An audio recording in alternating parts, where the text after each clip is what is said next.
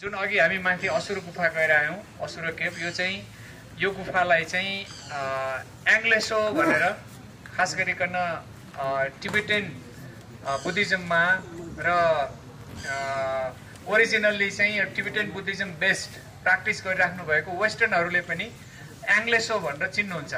अब भोलि हामीलाई गाइडको रूपमा हायर गरेर एङ्ग्लेसो जान्छु म भन्नुभयो भने चाहिँ त्यो भनेको यही शेष नारायण भनेर जुन ठाउँलाई चिनिन्छ त्यही ठाउँको गुरु रिम्पोचेले यहाँको लोकल स्पिरिटहरू, देवी देवताहरू, नागहरू र जसको कारणले उहाँलाई साधना गर्न बाधा व्यवधानहरू उत्पन्न भएको थियो ती सबैलाई बसमा पारेको, सबड्यु गरेको ठाउँ र त्यसको लागि साधना गरेको, वज्र किलयको साधना गरेको स्थान भनेर यसलाई मानिन्छ।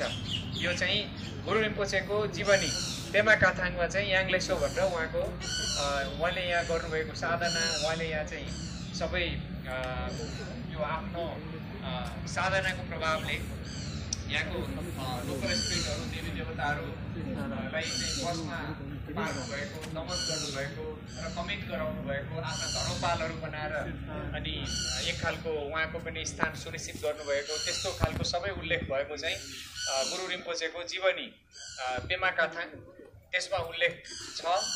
र त्यसको आधारमा यो दुईटा कमन तीर्थस्थलमा हामी छौँ अहिले। अनि एउटा अब म यो नारायणको विषयमा म अलिकति बताउँछु र अनि बाँकी याङलेसोको विषयमा बताएर अनि यहाँबाट हामी बिदा हुन्छौँ। यो यतापट्टि भएको नारायणको मन्दिर चाहिँ काठमाडौँ उपत्यकामा 4 नारायणहरू छन्। जसरी 4 लोकेश्वर अथवा 4वटा अवलोकितेश्वरहरूको स्थान छ, 4वटा गणेशहरूको स्थान छ, अनि 4वटा योगिनीहरू छ। त्यसमध्ये वज्र योगिनी हामी अहिले गयौँ। अनि अब वज्र योगिनी, लोकेश्वर, यी चाहिँ अब बुद्धिस्ट लोकेश्वर भनेको अर्थात् अवलोकितेश्वर भनेको चाहिँ बोधिसत्वको स्थानहरू भयो। अनि वज्र योगिनीहरू भनेको चाहिँ उहाँहरू बुद्धको विस्डम फर्म, त्यो चाहिँ एउटा साधना परम्परा पनि छ वज्र योगिनीसँग सम्बन्धित। लौकिक देवी देवताको भन्दा अलग स्थान छ उहाँहरूको चाहिँ। र बोधिसत्वहरू चाहिँ लोकेश्वरहरू भनेको बोधिसत्व हुनुभयो, बुद्ध भन्ने पाथमा हिँड्नुभएको, बुद्ध बन्न तयार भएको, तर पनि लोकको कल्याणको लागि चाहिँ बोधिसत्वको चर्या गरिराख्नु भएको भनेर मानिन्छ। र नारायण भनेको चाहिँ अब हिन्दू डिएटी, हिन्दूहरूको चाहिँ आराध्य देव, प्रमुख देवता विष्णुलाई नै नारायण भनेको हो। र नारायणको 4वटा स्थानहरू भनेको चाहिँ अब चागु नारायण भयो, त्यसपछि इचङ्गु नारायण, बिसङ्खु नारायण र अनि शेष नारायण। बिसङ्खु नारायण गोदावरीमा छ, चागु नारायण भक्तपुरमा छ, इचङ्गु नारायण यहीँ स्वयम्भूको अलिकति पछाडिपट्टि छ र यो शेष नारायण हो।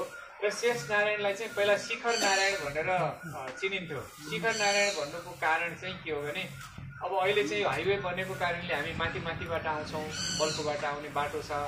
अनि पहिला चाहिँ काठमाडौँ उपत्यकाबाट यहाँ आउनु पर्यो भने शिखर भनेको थुम्का डाँडा त्यो चढेर यहाँ आउनुपर्ने, बागमतीको किनार आएर चाहिँ यो अग्लो शिखर चढेपछिको नारायण भएको भएर शिखर नारायण। शिखरापुर भनिन्थ्यो यसलाई पनि, यो एरियालाई पनि। अब कहीँ यहाँ बोर्डहरूमा देख्नुहुन्छ शिखरापुर, यातायातको नाम शिखरापुर यातायात देख्नुहुन्छ, शिखर नारायण देख्नुहुन्छ। शिखर नारायण र शेष नारायण भनेको एउटै ठाउँ हो। अनि यो शेष भनेको चाहिँ नागको नाम हो। शेष नारायण भनेको, शेष भनेको चाहिँ अब नारायण भनेको विष्णु भयो। अब यसको नामले चाहिँ जनाउने भनेको एउटा शेष भन्ने नागको नाम छ, अनि नारायण भनेको विष्णुको नाम छ। अनि यो शेषमा शयन गरेको, शेषले रक्षा गरेको, शेष नागले रक्षा गरेको नारायण। अनि शेष नागको चाहिँ के छ भने यो जगतको प्रलय हुँदाखेरि, विनाश हुँदाखेरि पनि विनाश नहुने कारणले, शेष रहने कारणले, रहिराख्ने कारणले चाहिँ शेष नाग रहेको रे। शेष नागको चाहिँ यो प्रलय कालमा पनि ज्यान गुमाउन नपर्ने नाग, त्यस्तो खालको फर्चुनेट नाग हो शेष नाग चाहिँ। अनि शेषको संरक्षण भएपछि विष्णुको पनि रक्षा हुने भयो। अनि त्यसरी यो नामले चाहिँ शेष नारायणले त्यसरी यो अर्थ राख्छ। र यो माथि देखिएको चाहिँ यो कामधेनु गाई, यतापट्टि यो एउटा मार्बलको इमेज पनि बनाइएको छ। र यहाँ चाहिँ कामधेनु गाईले दुध चढाउने गरेको, अनि त्यो ठाउँमा पछि एक्सप्लोर गर्दाखेरि चाहिँ यहाँ नारायणको र यहाँ नारायणको चाहिँ पहिला यो इमेज जुन छ त्यो मूर्ति चाहिँ कृष्णकै पालामा भगवान कृष्णको पालामा चाहिँ त्यसरी उहाँले बनाएर छोड्नु भएको भन्ने त्यस्तो यहाँको लोकल लिजेन्ड त्यस्तो पाइन्छ।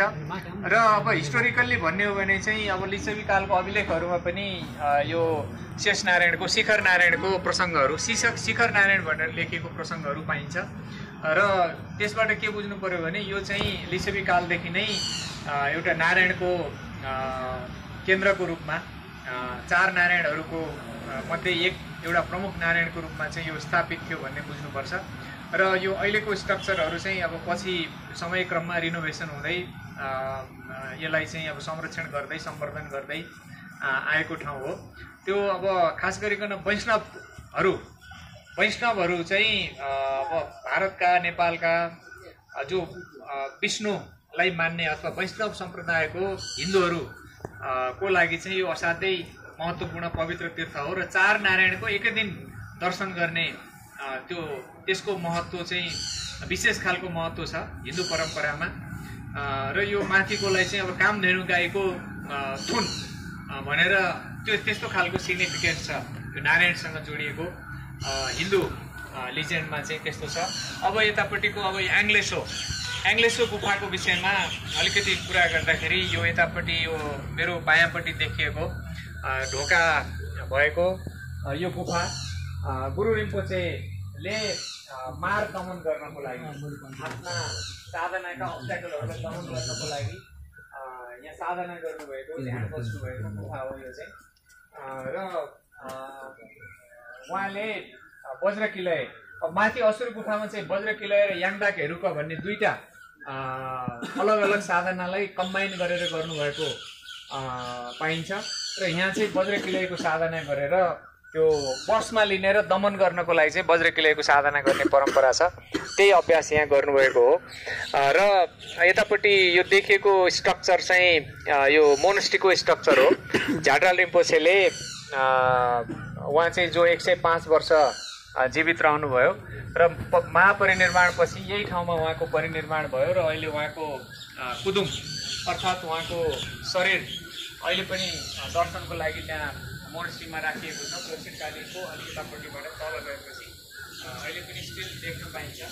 र उहाँले यो लगभग 45 वर्ष अघि यहाँ चाहिँ स्थापना गर्नुभएको र राजा वीरेन्द्र र ऐश्वर्यको तस्बिर पनि यहाँ देख्नुहुन्छ। त्यो चाहिँ यो मोनेस्ट्री बनाउने बेलामा राजाको मद्दत लिनुभएको थियो रिम्पोछेले। खास गरिकन अब यहाँ अलिकति यो गुरु रिम्पोछेको ठाउँ हो, प्रोटेक्सन गर्नुपर्छ अनि यसमा चाहिँ अब यो गुम्बाको पनि एउटा उपस्थिति चाहिन्छ भन्ने भएपछि तत्कालीन राजा रानी चाहिँ दक्षिणकाली दर्शन गर्न जाने समयमा चाहिँ समय लिएर उहाँले राज परिवारलाई बिन्ती गरेर अनि त्यसपछि यहाँको सुरक्षा प्रबन्ध आदि इत्यादि गरेर अनि यो मोनेस्ट्री यहाँ स्थापना भएको हो। र यो एरिया अब हिन्दू र बुद्धिस्ट दुवै धर्मावलम्बीहरूको लागि चाहिँ अत्यन्त पवित्र तीर्थस्थल र पावर प्लेसको रूपमा यसलाई हामीले लिनुपर्छ। र यतापट्टिको यो पोखरी छ, त्यो पोखरीमा चाहिँ यो त्यो काठ लामा लामा काठहरू त्यहाँ भित्र डुबाएको देख्नुभयो होला, त्यो चाहिँ नाग र नागिनीहरू, लामा लामा काठहरू चाहिँ नागको प्रतीक र छोटा छोटा चाहिँ नागिनीको प्रतीक। र यो पोखरीमा त्यहाँ चाहिँ त्यो 3-3 वर्षमा त्यसलाई नाग र नागिनीको रूपमा प्रतिस्थापित गरिन्छ। अनि यो माथिको जुन यो अघि मैले कामधेनु गाईको थुनबाट दुध चढाएको भनेको थिएँ, अनि त्यही चाहिँ पद्मसम्भवको स्टोरीमा चाहिँ के छ भने अब हामीले बताउनुपर्छ टुरिस्टहरूलाई। अब हिन्दूहरू आउँदाखेरि हिन्दू मिथोलोजी अनुसार अथवा हिन्दू सोर्सेज अनुसार बताउनुपर्छ, बुद्धिस्टहरू आउँदाखेरि बुद्धिस्ट सोर्सेज अनुसार बताउनुपर्छ। त्यो चाहिँ हाम्रो गाइडको धर्म हो, किनभने हामी आफ्नो इन्भल्भमेन्ट बिना सूचना जे छ त्यो सूचना इम्पार्ट गर्छौँ हामी।